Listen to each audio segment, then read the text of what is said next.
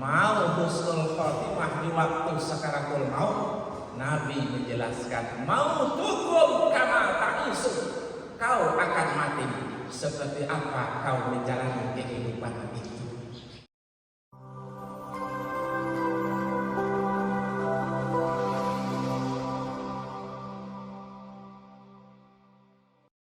Al-Quran dan al-mu'minin wa rahmah. Asyhadu an la ilaha illallah wa man wala ala quwwata illa billah wa asyhadu anna Muhammadan abduhu wa rasuluhu la nabiyya ba'da. Allahumma shalli wa sallim ala sayyidina Muhammad wa ala alihi wa ashabi ajmain. Ma'asyiral muslimin rahimakumullah, jamaah tamu Allah yang kami muliakan. Alhamdulillah, bersyukur kita kepada Allah Subhanahu wa taala. Allah yang baru saja bangkitkan kita dari kematian yang sementara. Kematian yang kita maknai dalam kehidupan kita dengan bahasa tidur, di mana selesai kita bangun kita dianjurkan untuk membacakan doa Alhamdulillahillazi ahyana. Segala puji bagi Allah Subhanahu wa taala yang telah menghidupkan kami dari kematian dan kepadanya kita akan kembali. Jemaah yang kami muliakan, ingat baik-baik, suatu hari, suatu saat nanti kita akan mati dan tidak akan pernah kembali lagi ke muka bumi ini. Kenapa? Karena berakhirnya sebuah fase kehidupan bernama panggung dunia. Alhamdulillah, hari ini jemaah kita berada di alam kedua dari alam-alam yang akan kita tempuh, yaitu alam dunia. Setelah dunia nanti ada namanya alam barzakh. Setelah barzakh ada namanya ba'ats. Setelah ba'ats ada namanya mahsyar. Setelah mahsyar ada namanya hisab. Setelah hisab terakhir ada namanya yaumul jazaa. Kalau sampai di yaumul jazaa, ini adalah alam terakhir dari fase-fase alam yang akan kita lewati. Maka disinilah adanya surga dan disitulah adanya neraka. Kalau jemaah berpikir di alam barzakh ada neraka, bahasa Rasulullah menyebutkan kalau di barzakh itu adalah min riyadil jannah, salah satu taman di antara taman surga, atau buhro minanna, atau salah satu jurang dari jurang neraka. Jadi jemaah, adakah surga dan neraka di alam barzakh? Jawabannya tidak. Yang hanya diberikan sebagian kecil kenikmatan, maka insya Allah jamaah, siapa yang kata Rasulullah selamat di barzakh, al-qudrul awalul munazil akhirah fa iyyaminhu fama ba'da ayyasar minhu fa illam yujaminhu fama ba'da asad minhu. Siapa yang selamat di barzakh, maka ia akan lebih mudah melewati menempuh fase-fase alam berikutnya, mulai dari ba'ats, mahsyar, hisab, jazaa. Ia akan lebih mudah. Tapi siapa yang tidak selamat di mahsyar, asyaddu minhu, ia akan lebih menderita di proses-proses alam berikutnya. Dengan kata lain, selamat di barzakh, di depan kita ada surga. Tapi tak selamat di barzakh jemaah, maka di depan kita ada neraka. Maka sepertinya alam barzakh menjadi posisi kunci. Siapa yang selamat di barzakh, maka ia akan selamat di proses-proses alam berikutnya. Siapa yang tidak selamat di barzakh jemaah, ia akan lebih menderita di waktu ia menempuh alam-alam berikutnya. Jadi siap-siap saja jemaah, gimana kita bisa selamat di alam barzakh, ya. Tapi Rasulullah menjelaskan siapa yang selamat di barzakh kuncinya di waktu sakaratul maut. Sedangkan sakaratul maut kata Rasulullah, siapa yang mau selamat di waktu sakaratul maut, Rasulullah menjelaskan mau tubuh kama ta'is, engkau akan mati seperti apa kau menjalani kehidupan itu sendiri. Jadi jemaah ada semacam kesenambungan, ada semacam kehubungan. Nak selamat di akhirat, mesti selamat di barzakh. Mau selamat di barzakh, wajib husnul khotimah di waktu sakaratul maut. Mau husnul khotimah di waktu sakaratul maut, Nabi menjelaskan mau tukum kama ta'isu, kau akan mati seperti apa kau menjalani kehidupan itu. Jadi alhamdulillah jemaah, jarang terjadi orang yang hampir seumur hidupnya baik tahu-tahu mati dalam keadaan tidak baik.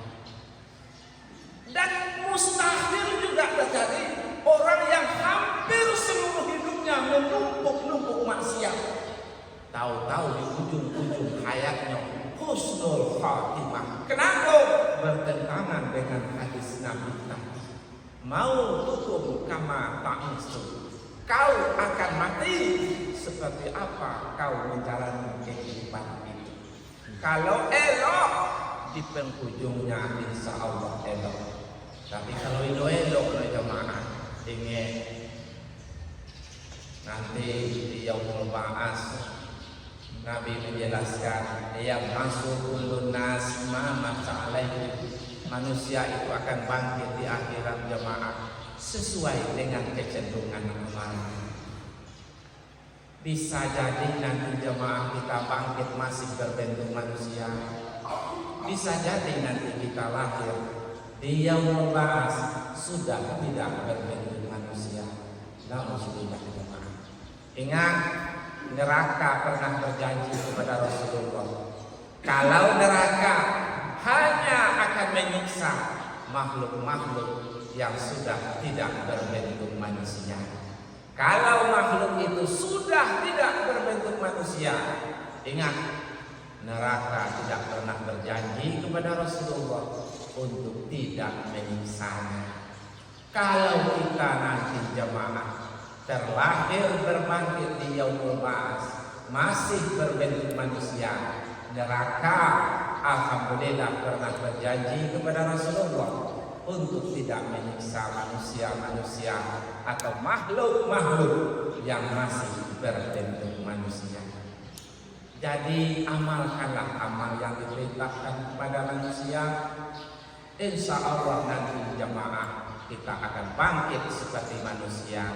Kalau masih berbentuk manusia, neraka tidak akan mampu, tidak berani menyentuh kita. Amin. Ya Rabbal Alamin. Jamaah sekalian yang saya muliakan, kalau ditengok kalender Arab, hari itu tanggal 12 Rabiul Awal. Kalau 1497 tahun yang silam, itu jadwal kelahiran Rasulullah Sallallahu Alaihi Wasallam. 1497 tahun yang silam, disitulah jadwal lahirnya utusan Allah bernama Rasulullah Sallallahu Alaihi Wasallam. Jamaah, memang Nabi tidak pernah memerintahkan kita untuk merayakan hari kelahirannya, tetapi sebagai bentuk rasa cinta dan sayang kita, untuk menyegarkan ingatan kita kembali kepada Rasulullah Sallallahu Alaihi Wasallam jemaah. Ini kita rayakan, ini kita peringati, dan ini kita seru lakukan.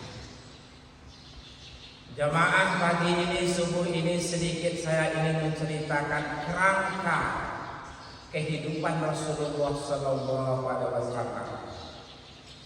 Jadi jemaah, Nabi itu lahir di kota Mekah dan meninggal di Madinah. Nabi tinggal di kota Mekah selama 53 tahun dan tinggal di Madinah selama 10 tahun dan meninggal dunia di Madinah. Dan hari ini jemaah yang sudah pergi haji dan umroh bisa melihat kubur beliau yang ada di dalam lokasi Masjid Nabawi hari ini. Jemaah, tidak ada salahnya kalau ada kubur di dalam masjid. Kenapa? Karena ada sebuah literatur menjelaskan kalau kota Nabi di zaman Nabi itu sekitar 16 kilometer persegi, dan hari ini 16 kilometer persegi itu sudah menjadi Masjid Nabi. Jadi jelas kalau kubur Rasulullah akan termasuk di dalam lokasi Masjid Nabawi hari ini. Jadi Nabi tinggal di Mekah 53 tahun dan tinggal di Madinah 10 tahun. Nabi pernah 2 kali sakit. Dalam akhir hayat dari beliau itu menjelaskan pernah 2 kali sakit. Satu sakit karena disihir oleh Yahudi, namanya Labid bin Asham. Nabi mampat kena sihir sebelum 3 ayat berbarengan turun, Al-Ikhlas, Al-Falaq, dan An-Nas. Jadi Nabi tidak bisa bergerak, Nabi tidak bisa berbicara. Kenapa? Pengaruh sihir dari Yahudi bernama Labid bin Asham. Nabi sakit sekali. Kemudian sakit yang kedua kali, Nabi sakit 14 hari. Sakit 14 hari mulai dari 28 Safar sampai 12 Rabiul Awal. Nabi jadwal lahirnya dengan jadwal meninggal dunianya sama-sama 12 Rabiul Awal. Apa fadilahnya itu Ustaz? Wallahu a'lam, jamaah saya tidak tahu. Yang jelas Nabi pernah sakit 14 hari mulai dari 28 Safar sampai 12 Rabiul Awal. Hanya saja jamaah pelajaran bagi kita, Nabi sakit 14 hari, tapi Nabi tidak pernah meninggalkan sholat berjamaah. 3 hari terakhir Nabi sudah tak sanggup menjadi imam. Itulah Abu Bakar Siddiq ditunjuk sebagai imam. Jadi jemaah, waktu Rasulullah sudah sakit parah, Nabi tetap ke masjid, hanya saja tak sanggup menjadi imam. Tuh cikal bakal penunjukan Abu Bakar Siddiq sebagai pengganti Rasulullah Sallallahu Alaihi Wasallam. Jadi jemaah, Nabi sakit dan Nabi sudah menjelaskan dalam jadwal. Dia mengatakan fisik Nabi itu jemaah jarang sakit, sampai-sampai Nabi itu kan pernah diracun oleh Yahudi Kaibar. Ya, 2 sahabat Nabi meninggal dunia di tempat, sedangkan Nabi masih bisa bertahan. Nabi sudah memakan racun itu,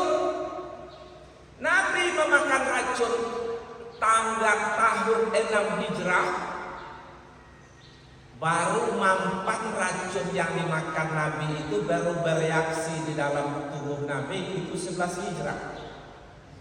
Nabi mengatakan sesungguhnya sakitku ini karena diracun oleh Yahudi Kaibar. Jadi Nabi tidak kebal, hanya saja karena kuatnya fisik Nabi. Racun itu baru mampu bereaksi setelah 5 tahun kemudian. Tahun 11 Hijrah Nabi sakit dan sakit itu membawa ajalnya. Jadi jamaah Nabi itu kuat. Itu mungkin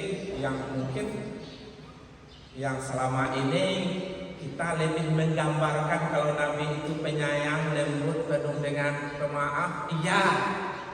Tapi jangan dikira fisik Nabi tidak kuat. Bukankah di dalam sirah Nabawiyah ada seorang yang mengajak Nabi pulang, namanya Rukanah. Ya Muhammad, kalau betul-betul engkau seorang Rasul, aku mengajakmu pulang. Kalau engkau bisa mengalahkan aku masih Islam. Dilayani nggak oleh Nabi jemaah? Tantangan Rukanah itu dilayani Nabi. Iya, Nabi siap. Kalau memang hadiahnya engkau akan masuk Islam, baik. Jamaah dalam riwayat menjelaskan sampai 10 ronde, bukan 10 ronde, 10 kali percobaan oleh Rukanah, namun Rukanah tetap kalah. Terakhir alhamdulillah Rukanah pun menepati janjinya untuk memeluk Islam. Kenapa? Sesuai dengan janji yang dia ucapkan. Kalau Nabi mengalahkannya, dia siap memeluk agama Islam. Jadi Nabi itu kuat. Ya. Bahkan jamaah Ali bin Abi Thalib pernah bercerita di waktu perang sedang berkecamuk. Ya, tidak ada orang yang lebih dekat dengan musuhnya melebihi dekatnya Rasulullah SAW kepada musuhnya. Ali yang itu, di waktu perang sedang berkecamuk, kata Ali, aku sering berlindung di balik tubuh Nabi. Allahu Akbar. Jangan lupa jamaah, Nabi pernah memimpin perang sebanyak 27 kali. Dan itu yang kita sebut dengan ghazwah. Nabi itu bukan main perintah saja. Nabi siap turun di medan perang, jihad fisabilillah, menegakkan kalimat la ilaha illallah. Ali itu tahu itu benteng Kaibar jamaah, itu hanya bisa diangkat oleh orang dewasa 80 bang. Ringan tak tu? Ali bin Abi Thalib mengangkatnya surang-surang.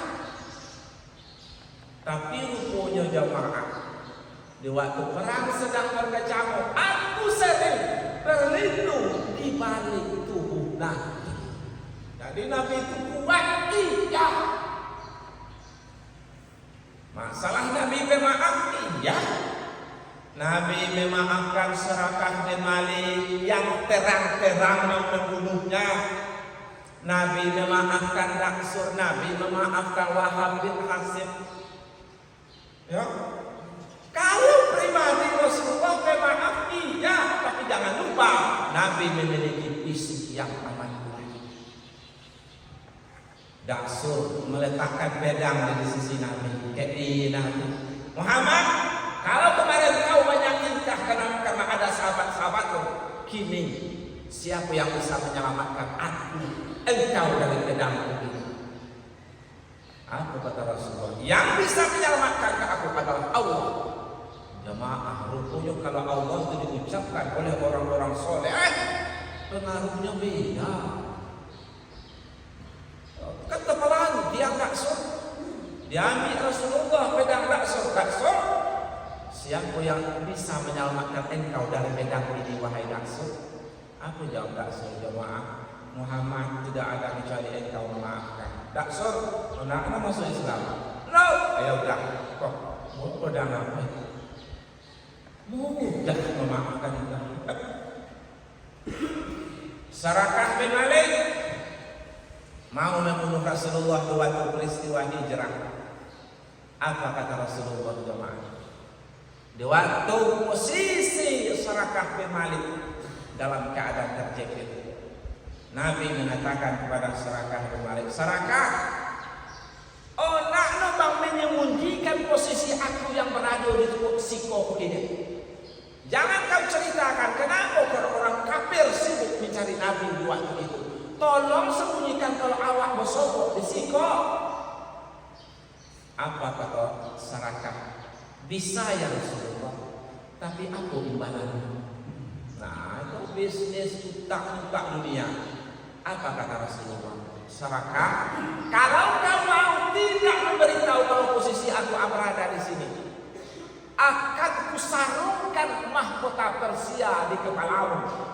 Oh Pak jemaah, memang apa janji Nabi akan kupasangkan mahkota Persia di kepalamu? Percaya Nabi menjanjikan kalau betul-betul Sarakah tidak mau bercerita kemana-mana, akan dipasangkan oleh Rasulullah mahkota kerajaan Persia di kepala Sarakah bin Malik sendiri. Masuk akal jemaah waktu itu. Waktu itu Nabi tausi dari kota Mekah pergi ke Madinah. Waktu itu umur Nabi dah 53 tahun. Jangankan menantang Persia, menantang kafir sajalah Nabi pun harus hijrah. Itulah ucapan Rasulullah, nubuah Nabi yang tak masuk akal. Terjadinya jemaah.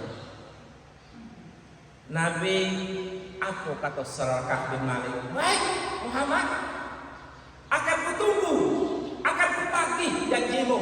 Engkau akan memasangkan mahkota Persia di kepalaku. Coba bayangkan jemaah. Kemudian Rasulullah tinggal di Madinah 10 tahun, meninggal dunia. Sedangkan janji itu belum terpenuhi. Rupanya jemaah, janji itu dibisikkan Rasulullah kepada Sayyidina Abu Bakar Siddiq. Bila kau nanti merebut kerajaan Persia, jangan lupa aku punya utang, punya janji kepada Sarakah bin Malik. Meninggal dunia Rasulullah. Abu Bakar Siddiq, terjadi perang Quraisy, perang melawan Persia. Pas perang sedang berkecamuk, Abu Bakar Siddiq pun meninggal dunia. Pesan itu dititipkan kepada Umar bin Khattab. Di awal pemerintahan Umar bin Khattab, runtuh takluklah kerajaan Sasania Persia. Jamaah, di waktu seluruh rampasan perang dikumpulkan, orang yang pertama dipanggil oleh Sayyidina Umar bin Khattab adalah Sarakah bin Malik. Panggil Sarakah bin Malik. Kami ingin menunaikan janji Rasulullah yang ia ucapkan berapa tahun itu? Sudah 15 tahun sekian. Dan hari ini kami ingin membuktikan. Panggil Sarakah bin Malik. Setelah dipanggil jemaah, datang Sarakah bin Malik. Wahai Sarakah, aku ingin membuktikan janji Rasulullah kepadamu. Akan memasangkan mahkota Persia kepadamu. Bangga Sarakah bin Malik. Dipasang ke baju kebesaran Persia. Setelah dipasang, Sarakah berpikir ikung dunia. Apa kata Umar bin Khattab? Sarakah, buka. Ya Rasulullah, ya wahai Umar, bukankah baju Rasulullah janjikan untuk aku? Apa jawab Rasulullah? Apa jawab Umar bin Khattab? Bukankah Nabi mengatakan akan memasangkan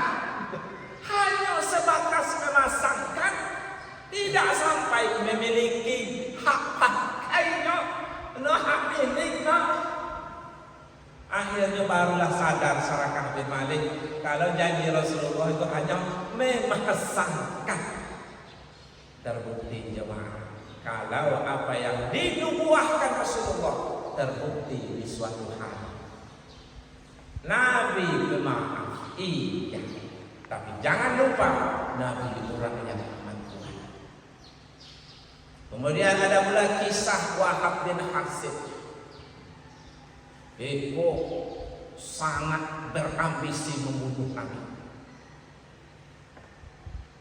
Cerita yang berdua jamaah, dua tokoh kafir, satu Wahab bin Hasib, yang kedua namanya Sofwan bin Umayyah. Adik Sofwan bin Umayyah. Apa kata Wahab? Kalau seandainya inilah memiliki keluarga dan utang, aku akan datang ke kota Madinah membunuh Muhammad. Mendengar kata-kata Wahab bin Hasib seperti itu, ada disambut oleh Sofwan bin Umayyah. Kalau begitu, utangmu, keluargamu menjadi tanggung jawab aku, tapi tolong bunuh yang bernama Muhammad. Oh, kalau itu ya kan. Akhirnya jemaah disepakati oleh Sofwan itu diasah pisau belati dan dibumbui racun, berangkat ke kota Madinah. Kebetulan waktu itu setelah selesai perang Badar. Jadi dari alasan Wahab bin Hasib pergi ke Madinah untuk mengurus tawanan perang. Sampai di depan Nabi, sahabat curiga, ya Rasulullah, itu Wahab bin Hasib itu berbahaya ya Rasulullah, licik. Tapi sampai di depan Nabi, Nabi bertanya, Wahab, ada apa gerangan engkau datang ke Madinah? Jawab Wahab, ya Rasul, bukan ya Rasul, ya Muhammad, aku urus tawanan perang. Kenapa karena jemaah? Karena waktu itu belum ada ayat yang turun menjelaskan ayat itu tawanan perang itu diakukan, belum ada kejelasan. Sehingga Nabi waktu itu musyawarah, tawanan perang Badar ada 70 orang, di pengampunan yang 70 orang belum ada ayat turun tentang akan diamankan tawanan perang orang kafir itu. Jadi Nabi majak musyawarah para sahabat. Ada yang mengusulkan dibunuh, itu diusulkan oleh Umar bin Khattab. Ada yang mengusulkan untuk ditebus. Tebus 30 juta suara. Kalau tokoh 50 juta suara. Setelah seluruhnya ditebus, baru turun ayat. Itulah Ustaz Wahab bin Hasib untuk menjelaskan, untuk mengurus tawanan perang. Oleh Rasulullah jemaah, apa kata Rasulullah? Wahab, iyo urusan itu abang-abang kesiko. Kayak Wahab, iya ya Rasulullah. Tapi abang lah membuka dengan Sofwan bin Umayyah kan? Tadi terompolkan Rasulullah oleh yang aku kan? Tapi engkau sudah sepakat dengan Sofwan bin Umayyah akan menanggung utang dan keluargamu, asal kau bisa membunuh aku. Lalu yang diagitahu Rasulullah, dua Wahab bin Hasib mengaku, kalau tidak engkau untuk membunuhku, itu ketinggal bangku dari pisau belati yang telah diracun untuk membunuhku. Baru jemaah ini mencari, ya Rasulullah, sesungguhnya nolai orang yang tahu loh rencana kami itu loh, selain kami berdua. Dari mana kau tahu ya Muhammad? Apa kata Rasulullah? Wahai Wahab, kalau begitu percayalah bang, aku keputusan Allah. Baru jemaah Wahab bin Hasib yang tadinya mau membunuh Rasulullah, akhirnya mengakui Muhammad itu utusan Allah. Tapi kan begitu gampangnya memaafkan.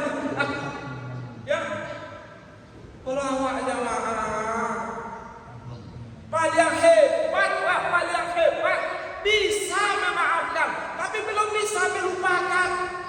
Iyalah, Ibu bisa memaafkan orang lain, tapi belum bisa melupakan kesalahan orang itu. Dan itu tidak berdosa. Ibu, lain salah kawan-kawan. Lahwa maafkan, tapi Ustaz belum bisa melupakan kesalahan lah. Api kata-katanya tajam kasar menyakitkan aku, belum bisa melupakan kesalahannya. Jamaah mengingat kesalahan bukanlah sebuah dosa. Cuman kalau bisa memaafkan dan melupakan, itu jadi hebat. Lah maafkan dan lah lupakan, itu yang lebih mantap.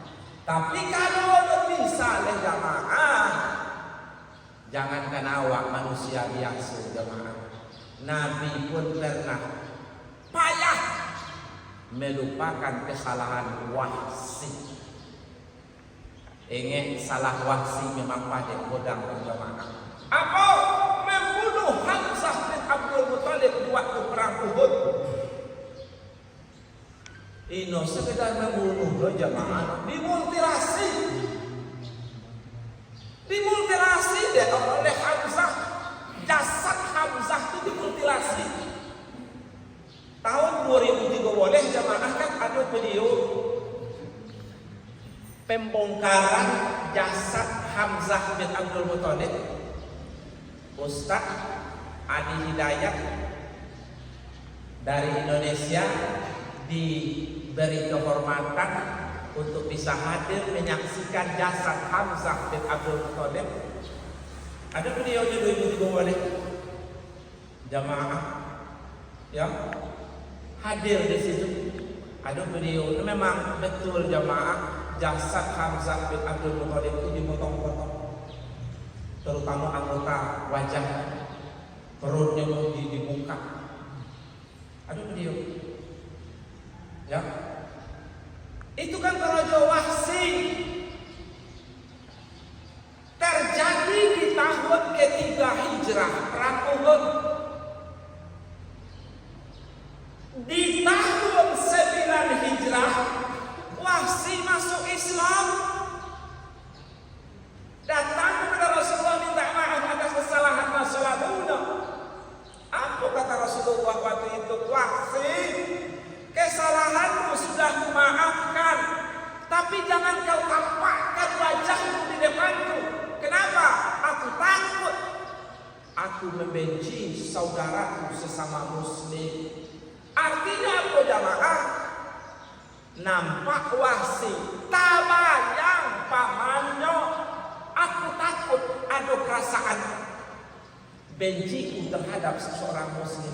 Artinya Nabi lah memaafkan, tapi kesalahan Wahsi belum terlupakan oleh Rasulullah, dan itu tidak berdosa.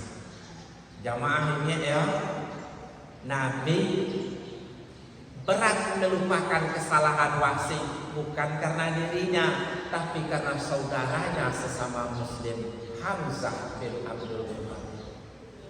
Kalau kesalahan Nabi itu kisah Daksur, Serakah bin Walid, Wahab bin Hasim, kan tidak pernah Nabi menuntut balas.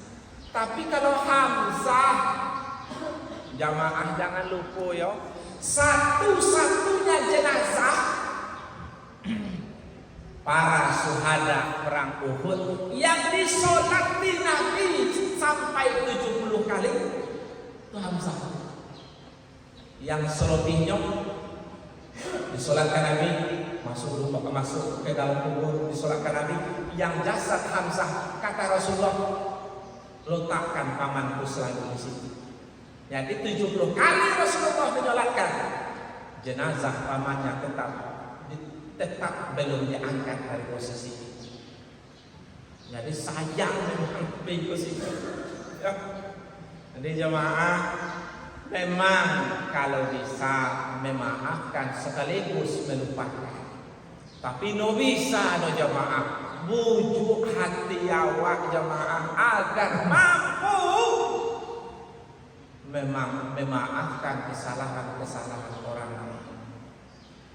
Memang boleh jamaah di sekolah bijaknya guru Muhammad Al-Fatih Sultan Turki yang menaklukkan Konstantinopel. Guru Muhammad Al-Fatih itu kan namanya Sarifuddin. Boleh tahu Muhammad Al-Fatih itu jamaah hafal Al-Quran, pintar, jenius, soleh. Cuman lain sebuah perbuatan gurunya yang Muhammad Al-Fatih kok no nyambung. Apa yang dilakukan oleh Sarifuddin itu? Sedang Al-Fatih sedang rajin-rajin belajar jemaah, diombak muridnya tadi. Diombak Muhammad Al-Fatih tadi. Di waktu Muhammad Al-Fatih nak bertanya, apa makna pukulan gurunya tadi? Guru bagi isyarat, jangan bertanya. Jadi penasaran lah Muhammad Al-Fatih jemaah, nolai angin, nolai hujan, kode omongan. Akhirnya jemaah setelah bertahun-tahun kemudian, bahkan sampai 20 tahun lewat kemudian, Muhammad Al-Fatih sudah menjadi Raja Turki Utsmani. Gurunya tetap diangkat sebagai penasehat. Di waktu sebuah ekspansi, di waktu ada peluang waktu yang tenang, Muhammad Al-Fatih jemaah, abah tanya ke gurunya tadi, wahai guru, aku yakin tidak ada perbuatan guru yang tidak ada hikmahnya. Apa wahai Al-Fatih? Apa wahai Khalifah? Itu guru pernah memukul aku 20 tahun yang silam. Aku mengerti apa maknanya itu wahai guru. Kau pukul aku tanpa sebab. Aku nak tahu apa rahsia di balik pukulan itu. Bukan maksud ingin malih roda. Kenapa? Kalau ini aku raja. Apa jawab gurunya jemaah? Fatih, aku memukulmu 20 tahun yang silam untuk aiko tidak. Oh, tamai no nyambung. Kesalahannya oleh, tapi lagi hukum untuk kesalahan 20 tahun yang akan datang. Apa jawabnya jemaah? Fatih, kataku, aku tahu engkau akan menjadi raja. Ingin jangan pernah menyakiti hati perasaan rakyat. Kenapa? Kalau kesalahan orang lain padamu, kesalahanmu pada orang lain akan sering teringat di dalam hati dan pikiran mereka. Cie salah kekuabannya. Berapa yang surga? Dari no pandai menjadi ajo, bangku kasut dan tubuh. Hanya sebuah kesalahanku, bang ingin sampai kini. Oleh karena itu kata orang guru, hati-hatilah engkau di dalam memimpin rakyat. Jangan sakiti mereka. Kenapa? Karena itu akan tersimpan di lubuk hati mereka. Buktinya salah akunya abang simpan, apalagi salah orang lain. Aku guru bang masih banyak. Jemaah luar biasa pendidikan dari Sarifuddin kepada Muhammad Al-Fatih. Jadi memang payah melumpuhkan kesalahan orang. Yang mudah melumpuhkan itu kan kebaikan orang. Sedangkan Nabi menjelaskan jamaah ada dua yang harus diingat, ada dua yang harus dilumpuhkan. Yang diingat kekurangan awak dan kebaikan orang lain. Yang dilumpuhkan adalah kebaikan kita dan kesalahan orang lain. Memang boleh jemaah, itu bukti kalau untuk mendapatkan surga itu tidaklah gampang. Hadirin jemaah yang saya muliakan, ya, sebagai penutup jemaah di hari kelahiran Rasulullah jemaah, satu-satunya cara mendapat pengakuan Rasulullah Sallallahu Alaihi Wasallam supaya awak diakui sebagai umatnya. Hari itu kan awak mengaku, belum tentu diakui. Hari itu awak merasa awak umat Nabi Muhammad, belum tentu pengakuan awak itu akan diakui Rasulullah. Jamaah, man ahyati sunnati faqad ahabbani, man ahabbani kana ma'i fil jannah. Siapa yang menghidupkan sunnahku, kata Rasulullah, maka ia berarti ia sayang kepadaku. Siapa yang sayang kepadaku, besok bersamaku di dalam surga. Jadi jemaah, momen Maulid Nabi, mari kita jadikan ajang untuk lebih bersemangat dalam rangka menghidupkan sunnah Nabi dalam hidup dan kehidupan kita. Jamaah, banyak yang masih bisa kita lakukan, tapi sayang belum kita lakukan. Bisa wak sebetulnya sholat duha jamaah, tapi kita belum melakukan. Bisa wak sanggup tahajud sebetulnya, tapi hari ini belum kita lakukan. Dan ingat, itu akan menjadi sumber penyesalan nanti di yaumul hasab. Jamaah, nanti ada hari akhirat, namun yaumul hasab, semua manusia menyesal di hari itu. Yang beriman saja menyesal, apalagi yang tidak beriman. Yang masuk surga saja menyesal, apalagi yang tidak masuk surga. Yang taat saja menyesal, apalagi yang ingkar selama ini jemaah. Kenapa? Karena ia bisa lebih taat daripada hari ini. Ia bisa lebih kuat imannya daripada hari ini. Ia bisa lebih banyak amalnya daripada apa yang ia lakukan hari ini. Oleh karena itu jemaah, mari kita hidupkan sunnah Rasulullah di dalam hidup dan kehidupan kita. Insya Allah jemaah, kita yang mengaku-ngaku sebagai umat Rasulullah, Rasul mengakui kita sebagai umatnya, sebagai seorang muslim jemaah. Inilah tujuan akhir dari kehidupan kita, mendapat pengakuan sebagai umat Nabi yang sesungguhnya. Amin. Ya Rabbal Alamin. Jemaah yang terhormat, itu saja dapat kami sampaikan. Mudah-mudahan bermanfaat. Subhanallah wa bihamdihi, subhanallah wa bihamdihi, asyhadu an la ilaha illallah wa atubu ilaih. Assalamualaikum warahmatullahi wabarakatuh.